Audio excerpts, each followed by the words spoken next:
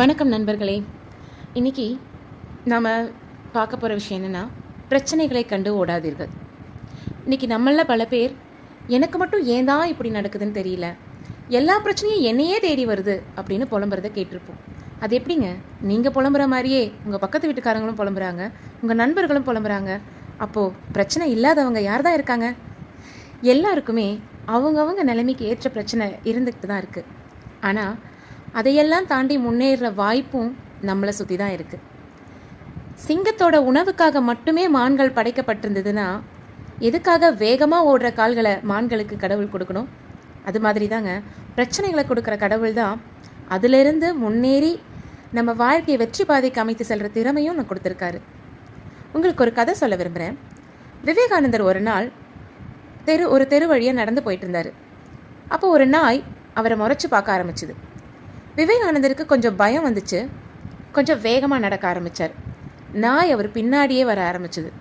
விவேகானந்தருக்கு பயம் வந்துருச்சு. வேகமாக ஓட ஆரம்பித்தார். அவர் வேகமாக ஓடுறதை பார்த்த நாய் அவரை விடாமல் துரத்த ஆரம்பிச்சுது. உயிருக்கு பயந்து விவேகானந்தர் மூச்சை பிடிச்சி ரொம்ப தூரம் ஓடினார். ஒரு ஸ்டேஜில் ஓட முடியாதுன்னு நின்னப்போ பின்னாடியே துரத்திட்டு வந்த நாய் அதுவும் நின்றுச்சு. விவேகானந்தர் திரும்பி நாயை பார்த்தாரு. நாய் விவேகானந்தரை பார்த்துச்சு. என்ன, இவ்வளோ நேரம் நம்மளை துரத்திட்டு வந்த நாய் இப்போ நின்றுச்சே அப்படின்னு திரும்பி அதை நோக்கி ஒரு அடி எடுத்து வச்சார். விவேகானந்தர் முன்னாடி ஒரு அடி வைக்கும்போது நாய் தன்னாலே பின்னாடி ஒரு அடி போச்சு.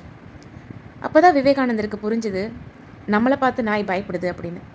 தொடர்ந்து அவர் முன்னாடி நடக்கும்போது நாய் பின்னாடி ஓட ஆரம்பிச்சுது. அந்த நாய் தாங்க பிரச்சனை. நம்ம வாழ்க்கையில் கூட நம்மள பல பேர் பிரச்சனையை பார்த்து பயந்து ஓடுறவங்கள தாங்க பிரச்சனை விடாமல் துரத்தும். துணிஞ்சு நின்று அந்த பிரச்சனையை எதிர்த்து நின்று பாருங்கள், அந்த பிரச்சனை உங்களை பார்த்து பயந்து ஓடிடுங்க. எப்போ நீங்கள் ஒரு பிரச்சனையை எதிர்த்து நின்று ஃபேஸ் பண்ணுறீங்களோ அப்போ அந்த பிரச்சனைக்கான தீர்வு என்னன்னு நீங்கள் ஆழமாக யோசிக்க ஆரம்பிப்பீங்க. அந்த தீர்வு அந்த நிதானத்தில் தாங்க உங்களுக்கு கிடைக்கும். பொறுமையாக ஒரு பிரச்சனையை நம்ம எதிர்த்து நின்று அணுகும்போது கண்டிப்பாக அதிலிருந்து நம்மளோட வாழ்க்கை முன்னேற்ற பாதைக்கு போகும். அதனால் இனிமே யாரும் பிரச்சனையை பார்த்து ஓடாதீங்க. அந்த பிரச்சனையை துணிச்சலோடு எதிர்த்து நில்லுங்க. வாழ்த்துக்கள். நன்றி.